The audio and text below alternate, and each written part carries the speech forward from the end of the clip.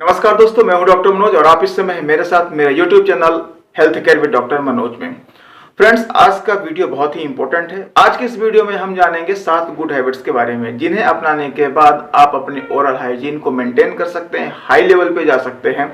यदि आप in good habits को अपनाते हैं तो आपको ओरल कैविटी से रिलेटेड जो प्रॉब्लम्स होती हैं, जैसे मसूड़ों में सूजन होना, मुंह से बदबू आना, मुंह से खून आना, मसूड़ों से पस आना या दांतों में सड़न लगने जैसी समस्याएं होती हैं, उससे आप न केवल बच सकते हैं बल्कि उसे ठीक भी कर सकते हैं। आपको एक चीज मैं और बता दूं कि यदि किसी दांत में सड़न लग चुकी है तो उसे तो इन हैबिट्स को अपनाने के बाद ठीक नहीं किया जा सकता।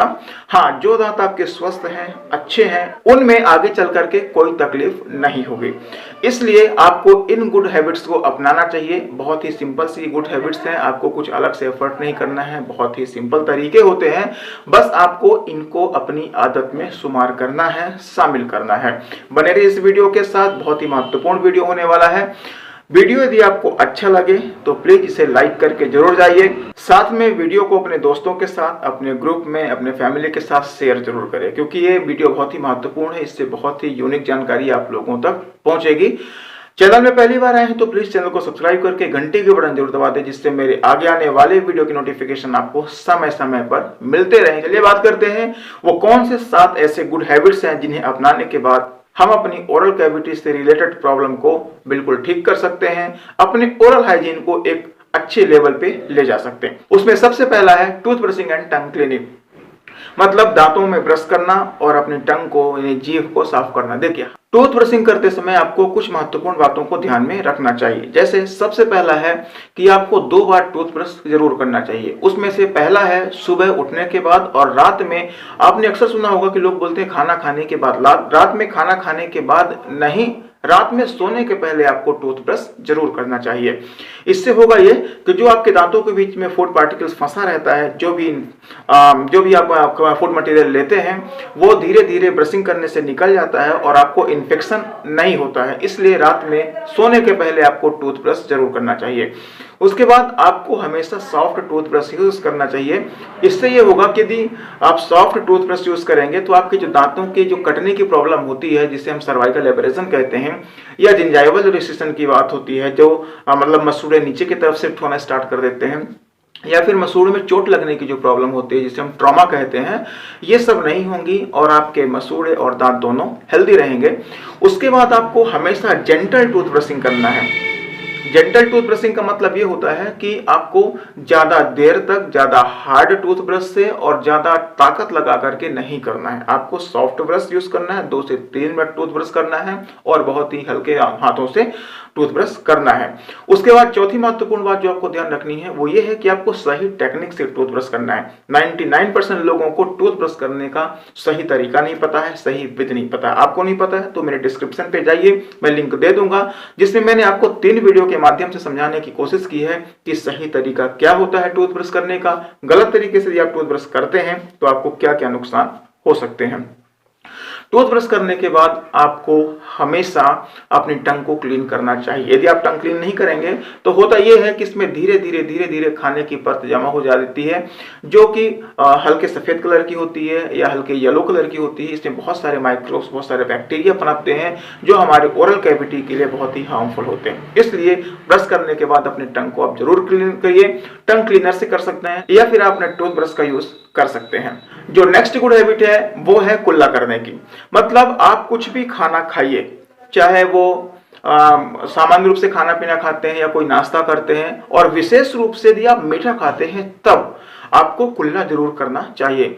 अब बहुत से लोगों की आदत होती है कि कुल्ला नहीं करते, उन्होंने पानी पी लिया तो उनको ये लगता है कि उनका मुंह साफ हो गया, जबकि ऐसा होता नहीं है। फूड पार्टिकल्स के बहुत बारीक बारीक कह सकते हैं टुकड़े जो है वो हमारे दांतों के बीच में, इंटरडेंटल एरियाज जो होते हैं, मसूड़ों के बीच में फंस जाते हैं और वो आगे चल के सड़न करते हैं, इन्फेक्शन करते हैं। तो आपको क्या करना है कि जब आप कुछ भी खाइए तो या मीठा पीजिए तो उसके बाद आपको कुल्ला जरूर करना है। कुल्ला कैसे करना है? आपको बस मुंह में पानी भरना है, आपको मुंह में चारों तरफ से ताकत के साथ घुमाना है ऐसे करके, और उसके बाद उसको थूक देना है। इससे होगा ये कि जो भी फूड पार्टिकल्स होंगे, जो भी मटेरियल फंसे रहेंगे, वो पानी के साथ बाहर आ जाएंगे और आपका जो ओरल कैविटी है बिल्कुल साफ हो जाएगा। उसके बाद जो तीसरी गुड हैबिट है और आपको अनिवार्य रूप से करना ही चाहिए, वो है मसूड़ों की मसाज करना। आप खुद सोचिए, आप टूथब्रश तो कर लेते होंगे लेकिन मसूड़ों की मसाज नहीं करते। मसूड़ों की मसाज करने से क्या क्या फायदा होता है, चलिए इसके बारे में हम डिस्कस करते हैं। पहले देखिए, जब आप मसूड़ों की मसाज करते हैं तो मसूड़ों में ब्लड सप्लाई बढ़ जाता है, यानी सर्कुलेशन बढ़ जाता है, जिसके कारण से मसूड़े एक्टिव होते हैं। मसूड़ों में जो भी फूड पार्टिकल्स फंसे होते हैं वो धीरे धीरे निकल जाते हैं, मसूड़ों की ताकत बढ़ जाती है और दांतों की मजबूती भी बढ़ जाती है। इसके अलावा जिंजाइवल रिसेशन की यदि प्रॉब्लम है आपको, तो जिंजाइवल रिसेशन भी धीरे धीरे ठीक हो जाता है। अब आपको करना कैसे है, तो इसके लिए आप सिंपल से अपने फिंगर का यूज करिए। कैसे, ये सपोज करिए कि आपका जबड़ा है हमारा और इसमें हमको मसूड़ों से मसाज करनी है, तो लास्ट के दांतों से लेना है, सर्कुलर मोशन देना है। ध्यान रखिएगा, सर्कुलर मोशन देना है, बहुत हल्के हाथों से करना है, इधर भी और अंदर भी सर्कुलर मोशन देना है। अब यदि आपको जिंजाइवल रिसेशन की प्रॉब्लम है और ऊपर के दांतों में है, तो जहां जहां प्रॉब्लम हो वहां पे सर्कुलर मोशन दीजिए, फिर नीचे की तरफ लगाइए। ध्यान रखिए, नीचे की तरफ कब देना है, जब आपको ऊपर के दांतों में, ऊपर के मसूड़ों में मसाज करना है।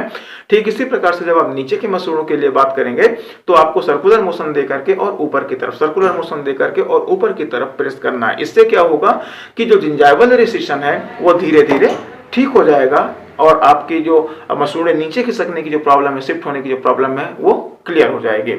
चौथी जो गुड हैबिट है वो है फ्लॉसिंग करना। डेंटल फ्लॉस एक धागा होता है जिसको अपने हम फिंगर में लगा करके और अपने दांतों के बीच में उसको ऊपर नीचे लगाते हैं, दाएं बाएं करते हैं और उसके बाद उसको बाहर निकाल देते हैं। इससे क्या होगा कि जो हमारे दांतों में इंटरडेंटल एरियाज होते हैं, जो मसूड़ों के बीच में गैप बनती है, वहां पे जो भी खाना फंसा होता है वो निकल जाएगा और आपको मसूड़ों से संबंधित जो प्रॉब्लम होगी वो ठीक हो जाएगी। आपको इन खाना फंसने के कारण जो प्रॉक्सिमल कैरीज होती है, प्रॉक्सिमल कैरीज का मतलब दो दांतों के बीच में जो कॉन्टेक्ट एरिया होता है, वहां पे जो कैरीज होती है उससे भी आपको धीरे धीरे निजात मिल जाएगी, वो आपको कैरीज नहीं होगी। अब होता क्या है कि लोग डेंटल फ्लॉसिंग बिल्कुल भी नहीं करते हैं। ये डेंटल फ्लॉसिंग बहुत ही इंपॉर्टेंट मेथड होती है, बहुत इंपॉर्टेंट तरीका होता है अपने मसूड़ों को और अपने दांतों को स्वस्थ रखने के लिए। इसलिए आपको डेंटल फ्लॉसिंग जरूर करना चाहिए। डेंटल फ्लॉसिंग करना यदि आपके लिए टफ है तो आजकल एक यूनिफ्लॉस आता है, उसमें एक छोटा सा ब्रश नुमा संरचना रहती है और उसमें धागा बिल्कुल फंसा रहता है बारीक सा, आप उसका भी यूज कर सकते हैं। ये भी डेंटल फ्लॉस के लिए ही होता है। जो पांचवी गुड हैबिट है वो है ऑयल पुलिंग। ऑयल पुलिंग का मतलब होता है कि आप ओरल कैविटी में अपने मुंह के अंदर ऑयल 1 या 2 चम्मच ले लीजिए और उसको चारों तरफ घुमाते रहिए कम से कम 10 से 15 मिनट के लिए, और उसके बाद उस पूरे मटेरियल को, जो सलाइवा भी उसके साथ मिक्स होता है, उसको आप बाहर थूक दीजिए। ध्यान रखना है कि वो अंदर नहीं जाने पाए। होता क्या है कि जो ऑयल होता है उसमें विभिन्न प्रकार के जो ओरल कैविटी के लिए हार्मफुल बैक्टीरिया होते हैं वो सब उसमें चिपक जाते हैं, फूड पार्टिकल जो होता है वो चिपक जाता है। इससे आपका ओरल कैविटी बिल्कुल साफ हो जाता है, उसकी जो हाइजीन है वो बहुत मेंटेन होती है, बहुत हाई लेवल पर पहुंच जाती है। तो आपको ऑयल पुलिंग 1 से 2 बार जरूर करना चाहिए। बहुत ही सिंपल तरीका है, बहुत ही इफेक्टिव तरीका होता है। अब यहाँ पे एक सवाल जरूर आता है कि ऑयल पुलिंग हम किस ऑयल से कर सकते हैं। तो इसके लिए आप वर्जिन कोकोनट ऑयल ले सकते हैं, सीसम ऑयल ले सकते हैं, ऑलिव ऑयल ले सकते हैं, और यदि आपके पास ये नहीं मिलता तो आप मस्टर्ड ऑयल का भी यूज कर सकते हैं। उसके बाद जो छठवीं गुड हैबिट है वो है गुनगुने पानी में नमक मिला करके कुल्ले करना। ध्यान रखिए, बहुत ही इफेक्टिव तरीका होता है। आप 1 गिलास पानी ले लीजिए गुनगुना करके, उसमें थोड़ा सा नमक मिला दीजिए लगभग आधे चम्मच तक, और उस पानी से आप कुल्ले करिए। आप सुबह, दोपहर, शाम 3 बार भी कर सकते हैं, 2 बार भी कम कर सकते हैं। ध्यान रखिए कि ये बहुत ही ज्यादा प्रभावी तरीका होता है आपकी ओरल कैविटी के हाइजीन को मेंटेन करने के लिए। इसको करने के बाद आपको मसूड़ों से पस आने की समस्या, मसूड़ों में सूजन होने की समस्या, मसूड़ों से खून आने की समस्या, जैसी जो प्रॉब्लम होती है, बैड ब्रेथ जो होती है, इन सब चीजों से बिल्कुल आपको निजात मिल जाएगी। धीरे धीरे सही, लेकिन आपको जब इसको रूटीन में शामिल करेंगे तो आपको बहुत सारी समस्याओं से निजात मिल जाएगी। इसलिए आपको इस आदत को जरूर शामिल करना चाहिए।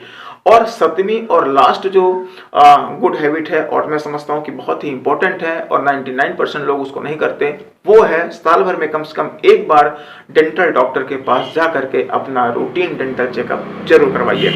मैक्सिमम लोगों की मेंटेलिटी होती है कि यदि उनके दांतों में दर्द नहीं है तो वो ये नहीं मानते कि उन्हें कोई और दूसरी ओरल कैविटी से संबंधित प्रॉब्लम हो सकती है। मतलब वो कुल मिलाकर के दर्दों को ही सबसे बड़ी प्रॉब्लम समझते हैं। इसके अलावा वो किसी चीज को मेंशन ही नहीं करते हैं, जबकि ऐसा नहीं है। देखिए, दर्द तो तब होता है जब इन्फेक्शन हमारे दांतों से इनेमल होकर के डेंटिन से लेकर के और पल्प तक पहुंचता है, पस बनने लग जाता है या बहुत ज्यादा इन्फेक्शन बढ़ जाता है, तब दर्द होता है। लेकिन इन्फेक्शन के शुरुआती सिम्टम्स हमें समझ में आने लग जाते हैं यदि आप तभी जाएंगे डॉक्टर के पास। तो आपको ध्यान रखिए, पहली बात आपका टाइम कम लगेगा, दूसरी बात आपको जो खर्चे बैठते हैं इसमें इलाज करवाने में वो बहुत कम लगेंगे, आपको ज्यादा पैसा नहीं खर्च करना पड़ेगा, और तीसरी बात आपको कोई गंभीर समस्या नहीं आएगी, मतलब दांत निकालने जैसी नौबत नहीं आएगी। इसलिए साल भर में कम से कम एक बार अपने डेंटल डॉक्टर से मिल करके अपना डेंटल चेकअप जरूर करवाइए, भले ही आपको कोई प्रॉब्लम नहीं है। इसका दूसरा फायदा यह भी होता है कि आपको यदि कोई छोटी मोटी समस्या भी है तो आपको समय रहते उसका पता चल जाएगा